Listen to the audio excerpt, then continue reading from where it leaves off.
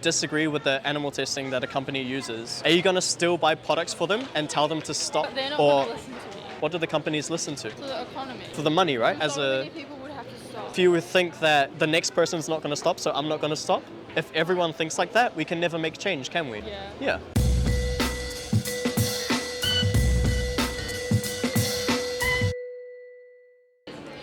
Do you agree or disagree with the sign? Like, obviously not. Obviously not. It's just hard. It's In hard. the world that we live in, Like, if you do disagree with it, would you say that you're against animal abuse?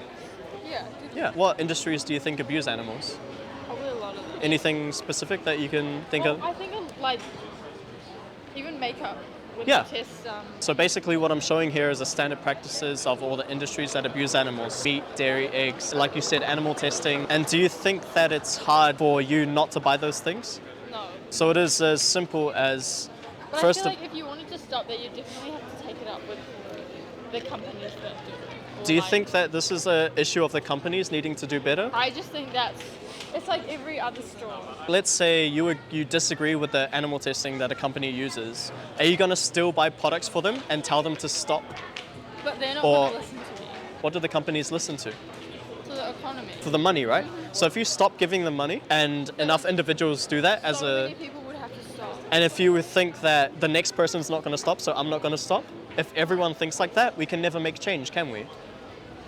Yeah. Yeah. And if we think about any other injustice, racism or slavery, if I were to wait for all the other people to stop doing those things, how would we eradicate those problems? Because slavery used to be normal. Yeah, it did. Yeah. And do you think that it got abolished because everyone was complacent with it?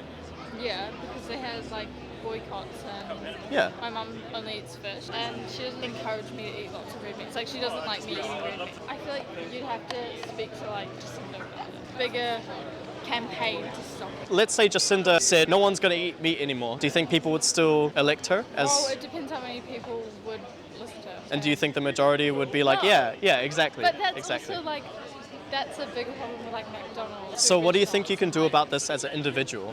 Not eat meat. Exactly, and that's the first step you have to take.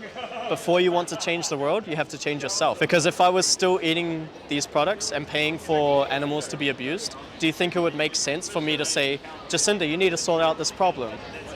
No, but it's just like, Yeah. So there's two types of people when it comes to contemplating going vegan. There's the person who thinks selfishly and they think about all the inconveniences it's going to have on them and their lifestyle. yeah. And then there's the person who uses empathy and they think if I was that animal being tortured and sent into a slaughterhouse, I would want someone to go vegan for me.